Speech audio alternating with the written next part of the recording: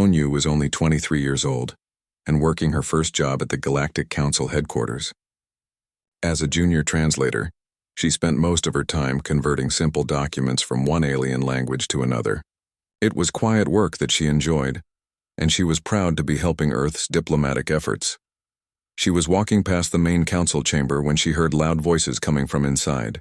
The chamber was supposed to be empty today, but it sounded like dozens of beings were arguing about something important. The door was slightly open, and Hayan could see flashing lights from translation screens inside. Her curiosity got the better of her, and she moved closer to listen. What she heard made her blood run cold. The humans must be stopped before they conquer the entire galaxy, said a voice that her translator identified as belonging to a Velkari representative. Their weapons can destroy stars, and they have billions of warriors ready for battle. We have confirmed reports of their intelligence-gathering operations, added another voice.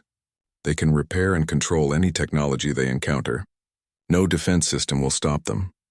Their population grows by millions every year, said a third speaker. Soon they will outnumber all other species combined. We must act now while we still have a chance. Hayan listened in shock as representative after representative spoke about the threat that humanity posed to galactic civilization.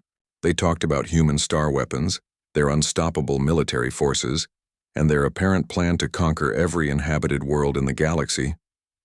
But Hayan knew the truth. She had worked with the human diplomatic mission for 6 months. She had read all the reports from Earth. Humans didn't have star weapons. They weren't planning to conquer anyone. They just wanted to make friends with other species and trade peacefully. A preemptive strike may be our only option, said the Council's military advisor. If we wait much longer, the humans will become too powerful to defeat. But where would we strike? Asked another voice. Intelligence reports suggest they have hidden military bases throughout this region of space. Hayun realized with horror that the aliens were planning to attack Earth. They were so frightened of humanity that they were considering starting a war based on completely wrong information. She had to do something, but what? She was just a junior translator. Who would believe her if she tried to explain that the entire galaxy had misunderstood everything about humans? Then she remembered something. Her supervisor had given her access to the emergency communication system so she could send urgent translation requests to Earth. If she could get a message to the human government, maybe they could explain the truth before it was too late. Hayan quietly moved away from the council chamber and ran to her office. Her hands shook as she typed an emergency message to Earth's capital. Priority alert. Galactic Council planning military action against Earth based on false information. Immediate diplomatic response required. All human actions have been misinterpreted as threats. Please send clarification urgently. She sent the message and then sat back in her chair, hoping it wasn't too late. On Earth, President Suyung Jang was having a normal morning meeting with her advisors when the emergency communication arrived. She had been discussing trade agreements and colony development plans, peaceful topics that reflected humanity's actual goals in space. Madam President, her communications director said urgently, we're receiving an emergency message from our translator at the Galactic Council. She says the aliens are planning to attack us. President Jang read the message twice, hardly believing what she was seeing. This has to be a mistake. We've never threatened anyone. All our contacts with alien species have been peaceful. Should we contact Admiral Beck? Asked her defense minister. Yes, but tell him this is a diplomatic emergency, not a military one. We need to understand what's happening before we do anything else. Admiral Kyung-ho Bayek arrived at the presidential palace within an hour. He was a calm, experienced officer who had spent most of his career preventing conflicts rather than fighting them. He read the message from Hayan and shook his head in confusion. I don't understand, he said. Our entire space fleet consists of 12 ships, and most of those are cargo vessels. What could the aliens possibly be afraid of? According to this translator, they think we have star-destroying weapons and billions of warriors, President Jang replied. They apparently believe we're planning to conquer the galaxy. Admiral Bayek looked puzzled. Star-destroying weapons? The most powerful thing we have are plasma torches for cutting metal. And billions of warriors. Our entire military has maybe 200,000 people, and most of them are engineers and technicians. President Jang made a decision that would change the course of galactic history. I'm going to address the Galactic Council directly. If this is all based on misunderstandings, then we need to clear things up immediately. 3 days later, President Jiang stood before the emergency session of the Galactic Council. Every seat in the massive chamber was filled with representatives from across the galaxy. The air was thick with tension and fear. Hyun sat in the translator section, working frantically to make sure every word would be understood correctly. This time there could be no mistakes in translation. Honored members of the Galactic Council, President Jiang began, I have come here today because I believe there has been a terrible misunderstanding about humanity's intentions and capabilities.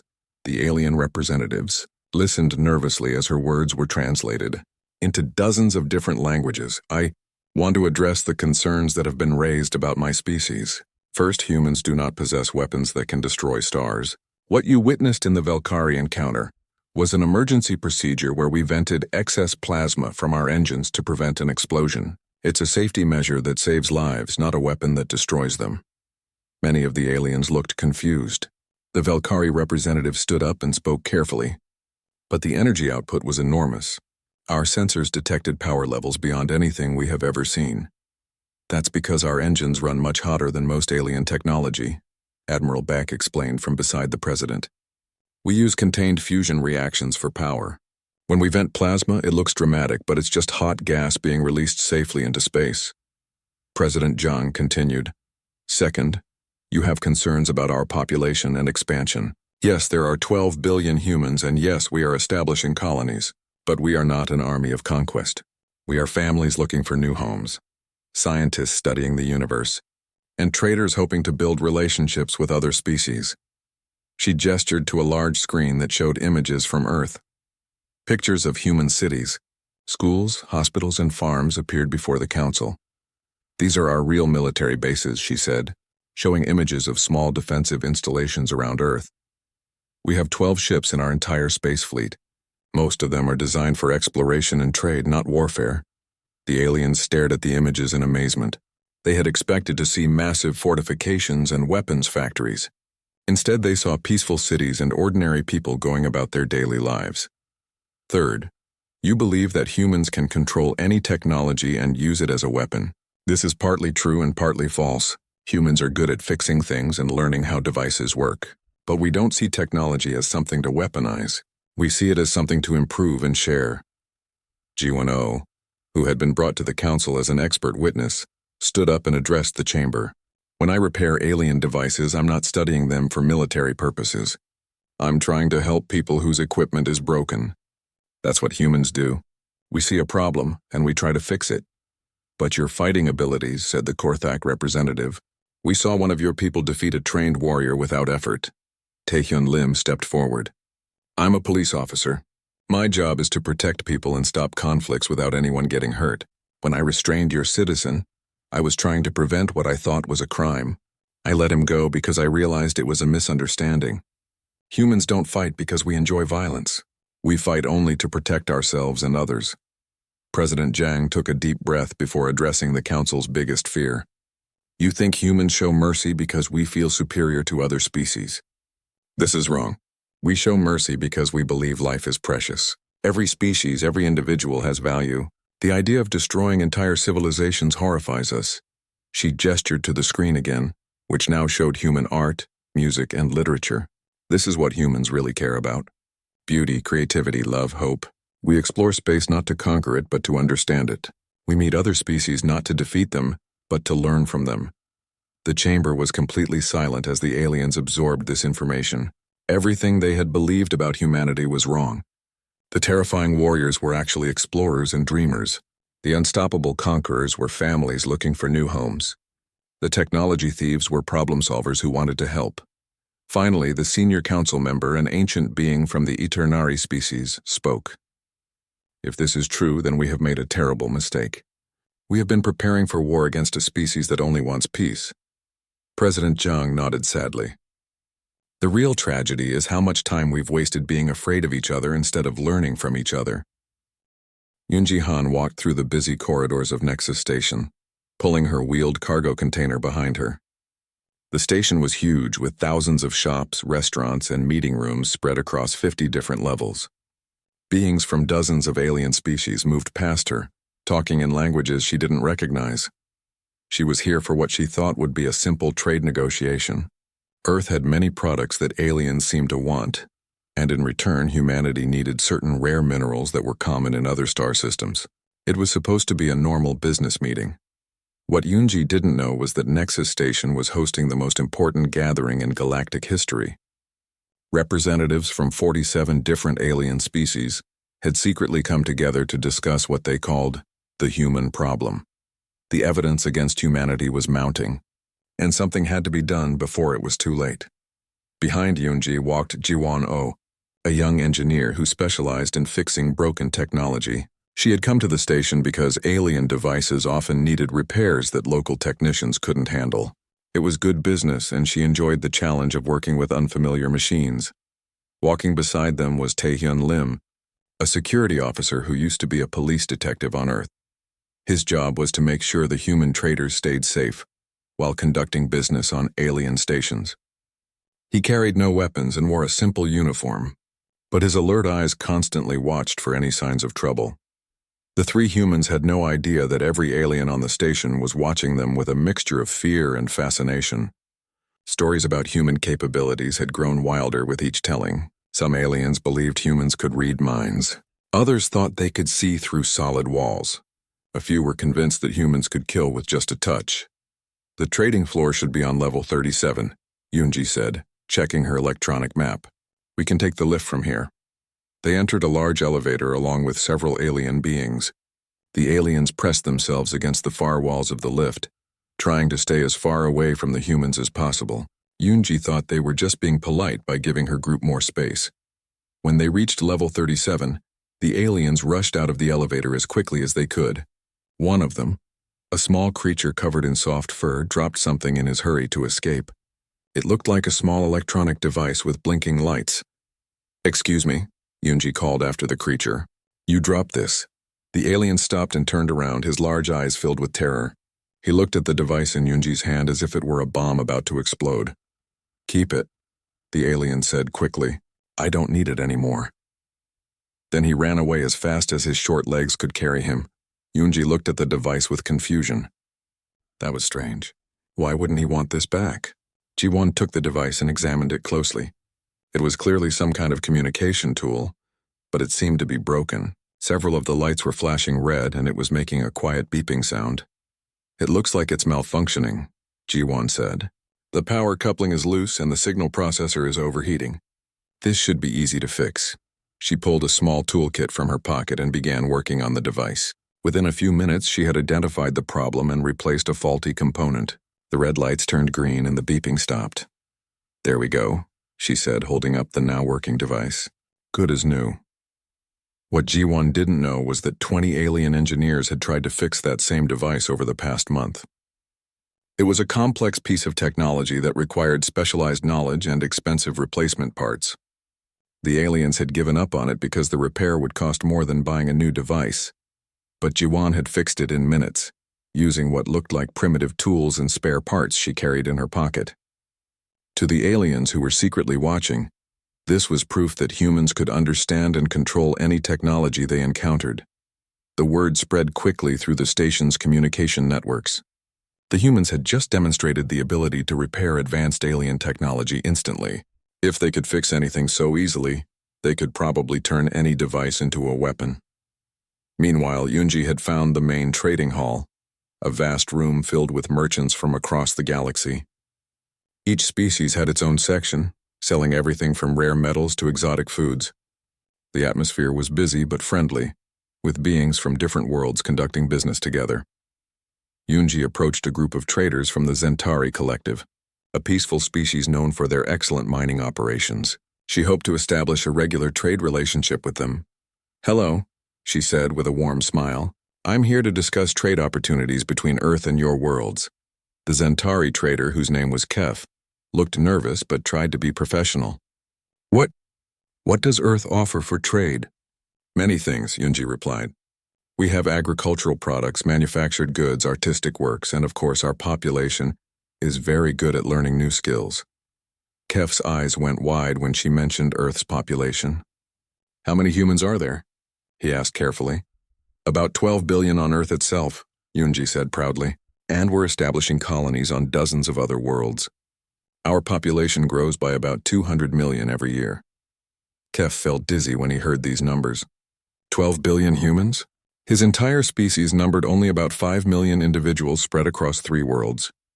The largest population he had ever heard of was the Galactic Council's member species, the Nexari, who numbered around 8 billion. But humans had 12 billion individuals on just one planet, and they were spreading to other worlds.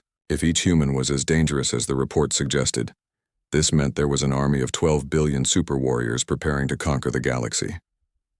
12 billion, Kef repeated quietly. And you said this number is growing? Oh yes, Yunji nodded. Humans are very good at adapting to new environments. We can live almost anywhere, and we reproduce quite quickly compared to some species. It's one of our strengths. Kef excused himself and immediately sent an emergency message to his government. The news that humans numbered in the billions and were rapidly expanding across multiple worlds would cause panic throughout the galaxy. While Yunji continued her trade discussions, Jiwon had set up a small repair booth in one corner of the trading hall. Word about her technological abilities had spread, and aliens were bringing her broken devices from all over the station. She fixed a Thorian entertainment system that had been broken for 6 months. She repaired a Zafari navigation computer that 3 different specialists had declared unfixable. She even managed to restore an ancient Veltar artifact that museums had been trying to repair for decades. To Jiwon, these were just interesting puzzles. Each alien technology worked differently, but the basic principles were usually the same. Find the broken part, understand what it was supposed to do, and replace or repair it. She enjoyed the challenge and was happy to help. To the aliens watching her work, it was the most terrifying display they had ever seen. Jiwon was demonstrating that humans could understand and control any technology in the galaxy. If humans could repair anything, they could also modify anything. They could turn peaceful devices into weapons, or steal the secrets of any alien technology they encountered. The situation reached a critical point when Taehyun witnessed what he thought was a crime in progress. Near the food court, he saw a large alien forcefully taking something from a smaller creature. The smaller being was making distressed noises and seemed to be asking for help. Taehyun immediately moved to intervene. His police training told him to act quickly but carefully in situations like this. "Excuse me," he said firmly, stepping between the 2 aliens. "Is there a problem here?" The larger alien, a member of the Korthak species, looked surprised to see a human. He had been participating in a traditional Korthak greeting ritual, where the larger individual playfully takes an object from a smaller one as a sign of friendship. The smaller alien was supposed to laugh and take it back, but Taehyun didn't know about Korthak customs. To him it looked like a robbery. "Please return whatever you took from this person," Taehyun said calmly but firmly. The Korthak was confused but handed back the small decorative item he had taken. He tried to explain that it was just a cultural greeting, but Taehyun's universal translator wasn't working properly, and the explanation came out as threatening sounds.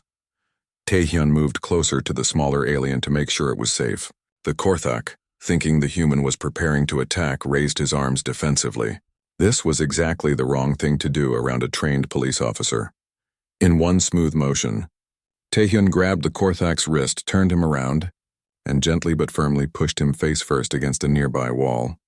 It was a standard police restraint technique designed to control a suspect without causing injury. "Calm down," Taehyun said. "Nobody needs to get hurt here."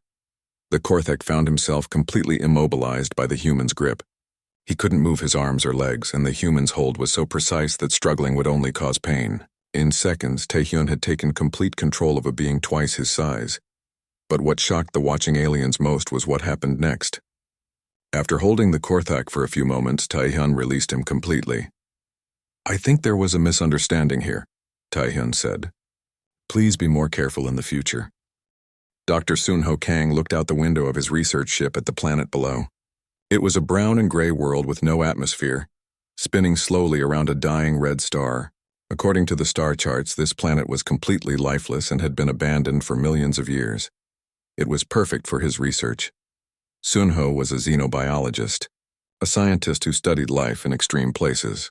He had spent years looking for organisms that could survive in the harshest conditions possible. This dead planet, with its freezing temperatures and poisonous surface, might still have some form of life hiding in its rocks or underground caves. "Take us down slowly, Ara," he said to the ship's pilot. "I want to scan for any signs of biological activity as we descend." Arashin nodded and began the landing procedure. She was one of the best pilots in the human space fleet, able to navigate through asteroid fields and solar storms with ease. Landing on a simple dead planet should be no problem at all. What neither of them knew was that the planet wasn't abandoned. Hidden on the far side of the world was a secret Galactic Council observation post, built to watch human space from a safe distance. Inside the underground facility, dozens of alien scientists and military officers were studying humanity's behavior through long-range sensors and spy satellites. The humans weren't supposed to be here. This planet was specifically chosen because it was far from any human travel routes. The aliens had been watching human space for months, trying to understand this new and terrifying species that could control the power of stars. "Alert! Alert!" The alarm system in the alien base began screaming. "Human vessel detected. Human vessel approaching the planet." Commander Zix, the Quellan officer in charge of the observation post, rushed to the main control room. His 6 arms moved quickly over the control panels as he tried to understand what was happening. "How did they find us?" he asked his science officer. "This location was supposed to be completely secret." "Unknown, sir," came the reply. The human ship appeared without warning. "It's moving directly toward the planet." On his screen, Zix could see the human research vessel descending through space. To his terrified eyes, it looked like a military scout ship beginning an attack run. "Are there any human settlements in this area?" he asked. "No, sir.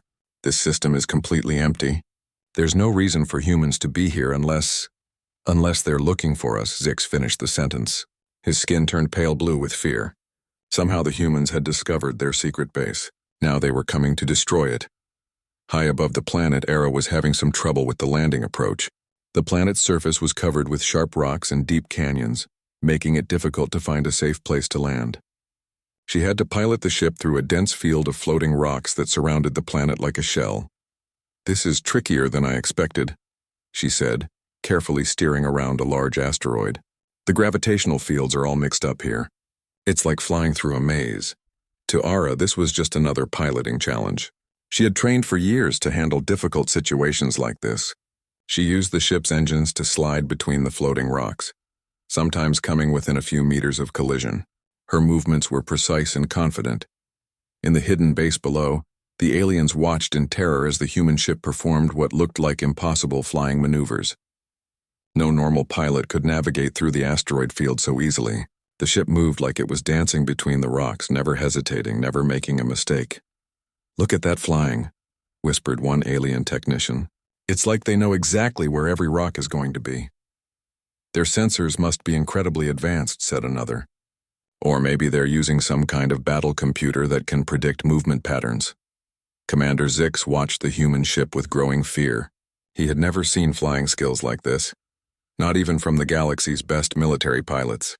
The humans were navigating through the asteroid field like it was empty space. "Sir?" called his communications officer. "Should we try to contact them? Maybe we can convince them we're not a threat." "No," Zix replied quickly.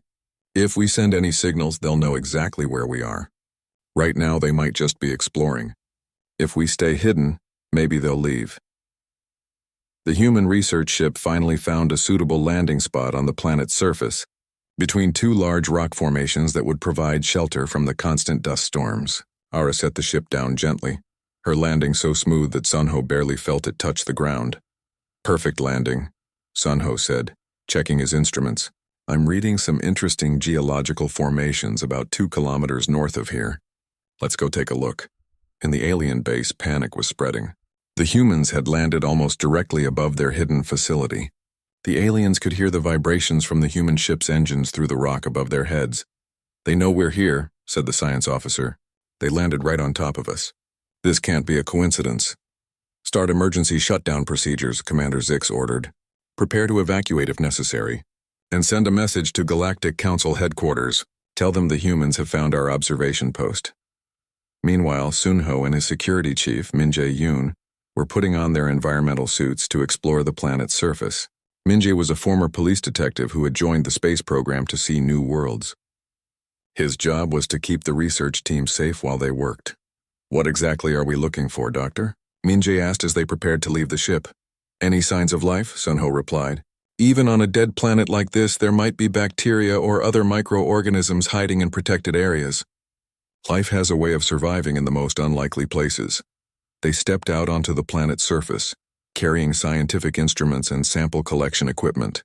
The landscape was harsh and rocky, with strange formations that had been carved by millions of years of wind and radiation. Below ground, the aliens were tracking every move the humans made. They watched through hidden sensors as the two figures walked across the surface, carrying what looked like advanced scanning equipment. "They're definitely searching for something," reported the alien surveillance officer. "Look at how systematically they're moving. They're covering every square meter of ground." "Military, reconnaissance pattern," agreed Commander. "6. They're mapping our defenses. What the aliens didn't understand was that Sunho was simply following standard scientific procedures for biological surveys. He walked in straight lines across the area, taking measurements every few steps and collecting rock samples. To him, this was normal research methodology. To the watching aliens, it looked like a perfect military intelligence operation. After 2 hours of searching, Sunho's instruments detected something interesting. Deep in a crack in the rocks protected from the planet's harsh radiation, his scanners found traces of organic compounds. "Minjae, come look at this," Sunho called excitedly. "I think I found something." Minjae hurried over to see what the doctor had discovered. Sunho was kneeling beside a deep crevice in the rock, pointing his scanner into the darkness. "What is it?" Minjae asked. "Life," Sunho said, his voice full of joy. "There are definitely living microorganisms down in this crack. They've survived here for who knows how long, probably feeding on chemical reactions in the rock." "This is incredible." Sunho carefully took samples from the crack, placing them in sealed containers for analysis back on the ship. He was thrilled by the discovery. Finding life in such an impossible place proved that biology could adapt to almost any environment. In the underground base, the aliens watched in horror as the human scientist celebrated his discovery. They couldn't hear what he was saying, but they could see his excited movements and the way he was collecting samples. "He found something," whispered the science officer. "Look how happy he is. What could make a human that excited on a dead planet?" "Maybe he found our power source," suggested another alien. "Or our communication equipment. Humans probably get excited when they find new technology to steal." Commander Zix felt sick to his stomach. The humans had found their hidden base and were now collecting evidence of alien technology. Soon they would know everything about the secret observation post. "Sir," called the communications officer, "should we try to destroy our equipment before they can study it?" "No," Zix replied sadly. "If we make any noise, they'll know exactly where we are. We have to hope they don't find the entrance to our base." As the day continued, Sunho and Minjae explored more of the planet's surface. They found several more locations with signs of microscopic life, each discovery making Sunho more excited than the last. He took detailed photographs and collected samples from every spot. Minjae performed his security duties by walking around the research areas, checking for any dangers that might threaten the scientist. He looked for unstable rocks, dangerous gases, or anything else that could cause problems. It was routine security work, but he took it seriously. To the aliens watching from below, Minjae's careful examination of the area looked like tactical reconnaissance. They saw him checking sightlines, examining cover positions, and identifying potential threats. In their minds, he was clearly a military specialist preparing for some kind of operation. When the humans finally returned to their ship at the end of the day, Sunho was delighted with his discoveries. Ambassador Seojin Choi stepped off the transport shuttle and onto the largest space station she had ever seen.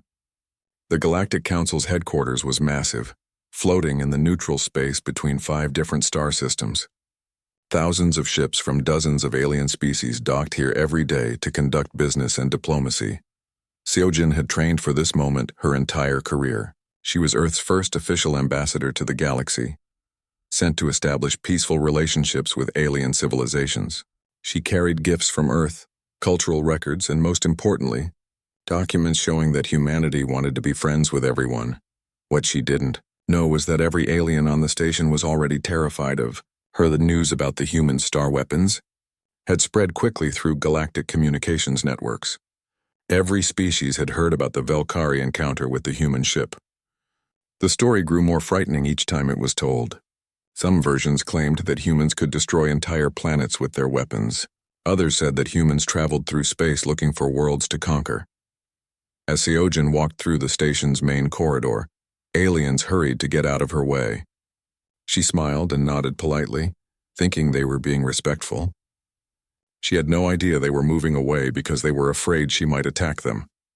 Behind her walked Marine Sergeant Hyunwoo Nam, her military escort. He was a former Special Forces soldier, chosen for this mission because of his calm personality and diplomatic training. He carried no visible weapons and wore a simple dress uniform. To Seojin, he looked professional and peaceful. To the aliens watching them, Hyunwoo looked like a terrifying warrior. His upright posture, alert eyes, and confident walk reminded them of the soldiers they had seen in the reports about human military capabilities. Some aliens whispered to each other that the humans had sent a battle-trained killer to protect their ambassador. Walking beside them was Dr. Yuna Song, a cultural anthropologist who specialized in studying different civilizations. She carried a tablet computer filled with questions about alien societies, art, and customs. She was excited to learn about the rich diversity of galactic culture. The three humans were met at the embassy section by Counselor Vex, a tall, thin alien with purple skin and large, dark eyes. Vex represented the Zephyrian Republic, one of the most peaceful species in the galaxy. He had volunteered to be the human liaison because his people prided themselves on getting along with everyone. Vex was absolutely terrified. "Welcome. Honored humans," Vex said, his voice shaking slightly. "We have prepared quarters for you that we hope will be adequate for your needs." Seojin smiled warmly. "Thank you so much, Counselor Vex. We're very grateful for your hospitality. We're looking forward to learning about your culture and sharing ours with you." Vex's eyes widened. When the translation computer processed Seojin's words, it came out correctly. But Vex had been expecting threats and demands. The fact that the humans were being polite made him even more nervous. He had heard that the most dangerous predators were often the ones that seemed friendly at first. The embassy quarters were enormous. The aliens had given the humans an entire section of the station, with enough room for 100 people. They had also stationed 24 security guards around the area, supposedly for the humans' protection. "This is very generous," Seojin said, looking around the spacious rooms. "But we only need a small area. There are just 3 of us." "3?" Vex looked confused. "But the report said that humans always travel in large groups for military campaigns." "Military campaigns?" Seojin laughed. "Oh no, we're not military. I'm a diplomat. Dr. Song studies cultures, and Sergeant Nam is just here to make sure we stay safe. We're here to make friends." Vex's translation computer worked perfectly, but he still didn't understand. If these humans weren't planning to attack anyone, why had they demonstrated such terrible weapons to the Velkari? Why did their cultural expert want to study alien societies? Was she gathering intelligence for an invasion? That evening, the aliens organized a welcome reception for the human delegation. Representatives from 30 different species attended, all curious and frightened in equal measure.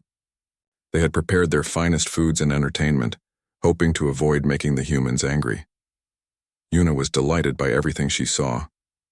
The aliens had created beautiful art, complex music, and fascinating architecture. She moved from group to group, asking questions and taking notes on her tablet. "Your music is wonderful," she told a group of insect-like aliens called the Klixari. "How do you create such complex harmonies?" The Klixari musicians were pleased but confused. They explained their techniques, and Yuna listened carefully, asking more questions about their culture and history. What the Klixari didn't realize was that Yuna's genuine interest was being misinterpreted by other aliens who were watching.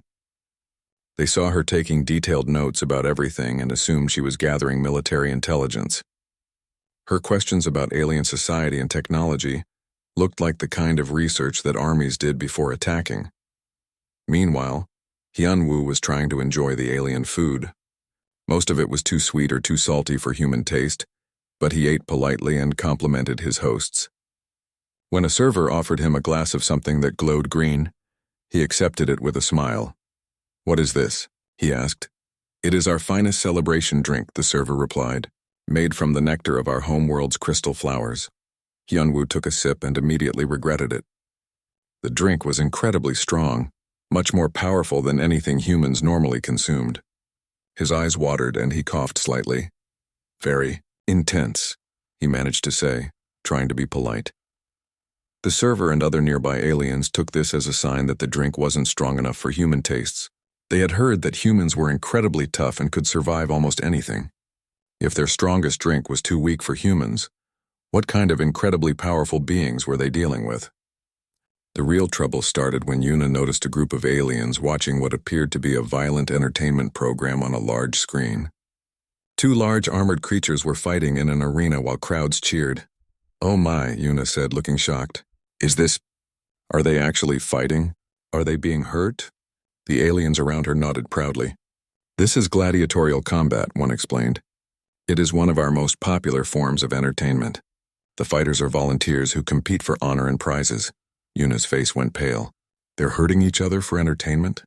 How can you enjoy watching beings suffer like this?" The aliens misunderstood her completely. They thought she was disappointed that the violence wasn't extreme enough for human tastes. After all, if humans had weapons that could destroy stars, their entertainment must be incredibly violent. "Perhaps this is too mild for human preferences," one alien suggested nervously. "We have recordings of more intense competitions, more intense." Yuna looked horrified. "No, I think any violence for entertainment is terrible. On Earth we have sports and games, but we don't hurt each other deliberately." The aliens exchanged worried glances. The human was lying, obviously. Every species had some form of competitive violence. The fact that she was pretending humans didn't enjoy violence made them think that human entertainment must be so brutal that they were ashamed to admit it. Later that evening, Hyunwoo was in the embassy gym, doing his regular exercise routine. He had always kept himself in excellent physical condition, and he maintained his training schedule even while traveling. He ran on a treadmill, lifted weights, and practiced some basic martial arts forms. What he didn't know was that several aliens were secretly watching him through security cameras. They saw his precise movements, his strength, and his obvious combat training. To them, it looked like a human warrior preparing for battle. "Look at how fast he moves," whispered one alien security officer to another. "And did you see him lift those weights? No wonder they're so dangerous in combat." "The report said humans have been fighting wars for thousands of years," the other replied. "This one must be incredibly experienced." When Hyunwoo finished his workout, he sat down to review some historical documents about Earth's military conflicts. It was part of his job to understand human military history, so he could answer questions about Earth's defense capabilities. The watching aliens saw him studying what appeared to be combat manuals and battle plans. They recorded everything, planning to send the information to their governments as evidence of human military preparedness. At the end of the evening, Seojin felt that the reception had gone very well. The aliens had been polite and interested in human culture. She looked forward to many productive diplomatic meetings. She had no idea that every alien on the station was now more frightened of humans than ever before. They had seen the humans' intelligence gatherer studying their weaknesses, their warrior preparing for combat, and their leader's disappointment with alien violence levels. The reports that went out that night painted humans as a species of intelligence gathering, violence-loving, incredibly strong beings who were probably planning to conquer the galaxy. The misunderstandings were growing worse with every interaction. As Seojin went to sleep in her comfortable alien quarters, she smiled and thought about all the friendships she was going to build with the galaxy's many species. Captain Jihoon Park stood on the bridge of the starship New Seoul, watching the swirling orange and red gases of the solar storm through the main view screen. The storm was bigger than anyone had expected. Much bigger. "How long until we clear the storm?" Jihoon asked his navigation officer. "At least 6 hours, Captain," came the reply. "Maybe 8 if it keeps growing." Jihoon rubbed his tired eyes. They had been traveling for 3 months now, carrying 5,000 colonists to establish humanity's first settlement outside their home solar system. Everything had gone smoothly until this massive solar storm appeared right in their path. Now they had to go around it, which meant entering space that belonged to aliens. The Velkari Empire controlled this region of space. Humans had never met the Velkari, but they knew they existed. Earth's long-range sensors had detected their ships many times. The aliens seemed to avoid human space, which was fine with most people on Earth. First contact was supposed to happen slowly, carefully, with lots of planning. Captain called Mina Kim from her station. She was the ship's communications officer, and the closest thing they had to an alien expert. We're getting some strange readings on the edge of our sensors. What kind of readings? Ships, sir. 3 of them. They're moving fast and heading straight for us. Jihoon felt his stomach tighten. This was not good. They were in Velkari space without permission, and now Velkari ships were coming toward them. He hoped the aliens would be understanding about the situation. Try to contact them, Mina. Let them know we're just passing through because of the storm. Mina's fingers moved quickly over her control panel. I'm sending a standard peaceful greeting in all the languages we know. No response yet? The 3 alien ships appeared on the main screen a few minutes later. They were sleek and silver, shaped like teardrops with long, thin tails. They were beautiful in a way, but they also looked dangerous. Each ship was about half the size of the New Sol, but there were 3 of them. They're surrounding us, reported the navigation officer, moving into a triangle formation around our ship. Jihoon had been a military officer before becoming a colony ship captain. He knew what a battle formation looked like. His hand moved toward the alarm button, but he stopped himself. Starting a fight would be the worst thing he could do right now. Any luck with communications, Mina? I'm trying everything, Captain. Basic math, pictures, even music. They're not responding, but I think they're listening. Chief Engineer Do-Yun Lee's voice came over the intercom from the engine room. Captain, I'm seeing some strange energy readings from those alien ships. It looks like they're charging weapons. Jihoon closed his eyes for a moment. This was exactly what he had hoped to avoid. Keep trying to talk to them, Mina. Tell them we come in peace. I am, sir. I'm sending every peaceful message I can think of. What Jihoon didn't know was that the Velkari translation computers were working, but they were making mistakes. Big mistakes. When Mina sent a message saying, "We come in peace and friendship," the Velkari computers translated it as, "We come to claim this territory." When she tried to explain about the solar storm, they understood it as, "We bring the power of stars as weapons." The Velkari were a careful, peaceful species. They had never been in a war, and they were terrified of violence. When they saw the huge human ship entering their space and sending what seemed like threatening messages, they panicked. "Unknown vessel," came a voice over the communication system. The words were translated by the ship's computer into perfect English. "You will surrender immediately. Prepare to be boarded." Jihoon blinked in surprise. "Mina, respond to them. Tell them we don't want any trouble. We just need to pass through because of the solar storm." Mina sent the message, but again the translation went wrong. The Velkari understood it as, "We will not surrender. We have weapons that control solar storms." The alien ships moved closer, and their weapons began to glow with bright blue energy. "Captain." Do-Hyun's voice came over the intercom again, more urgent this time. "Those weapons look like they could cut right through our hull. Our shields won't stop them." Jihoon made a quick decision. They couldn't fight 3 alien warships, and they couldn't surrender with 5,000 sleeping colonists on board. They had to run. "Do-Hyun, I need everything you can give me from the engines. Maximum power." "Yes, sir. But Captain, if I push the engines too hard while we're this close to the solar storm, the plasma vents might overload." "Do whatever you have to do. Just get us out of here." In the engine room, Do-Hyun looked at his control panels and made some quick calculations. The engines were already working hard to keep them moving around the solar storm. If he pushed them to maximum power, the plasma containment system would definitely overload. That meant he would have to vent the excess plasma into space. It was a normal emergency procedure that every human engineer knew. When the plasma pressure got too high, you vented it away from the ship before it could cause an explosion. It was simple, safe, and saved lives. Do-Hyun activated the emergency plasma vents just as the New Sol began to accelerate away from the alien ships. What the Velkari saw was terrifying. The huge human ship suddenly erupted with brilliant streams of superheated plasma shooting out in all directions. The plasma was so hot and bright that it looked like miniature suns burning in space. To the Velkari, it appeared that the humans had just activated the most powerful weapon they had ever seen. The 3 Velkari ships immediately stopped their attack and backed away as fast as they could move. Their captains were screaming into their communicators, reporting to their commanders that the humans had weapons that could create artificial stars. "They're running," shouted the navigation officer on the New Sol. Jihoon watched in amazement as the alien ships retreated at high speed. I don't understand. What scared them off? Captain, Do-hyun's voice came over the intercom. I had to vent some plasma from the engines. It probably looked pretty dramatic from the outside. Just vented plasma? That's all? Standard emergency procedure, sir. Nothing special. But to the Velkari, it was the most frightening display of power they had ever witnessed. They sent immediate reports to their government, describing human ships that could create weapons from the power of stars themselves. They reported that the humans had entered Velkari space making threats and demands, then demonstrated weapons technology beyond anything the Velkari could imagine. Within hours, every major government in the galaxy knew about the humans and their terrible star weapons. The message was clear. A new species had appeared, and they were more dangerous than anything anyone had ever encountered. On the new Sol, Captain Jihoon was just happy that everyone was safe.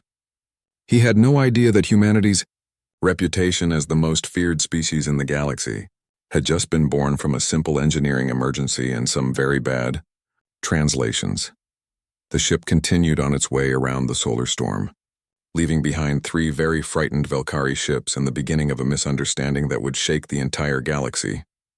Well, Jihoon said to his crew, that could have gone better. Let's hope our next meeting with aliens goes more smoothly. If he had known what was about to happen across the galaxy because of the last 10 minutes, he might not have been so optimistic. The Velkari were already preparing reports that would make every alien species in the galaxy terrified of a threat they didn't understand. The humans, who could control the power of stars and spoke only in the language of war.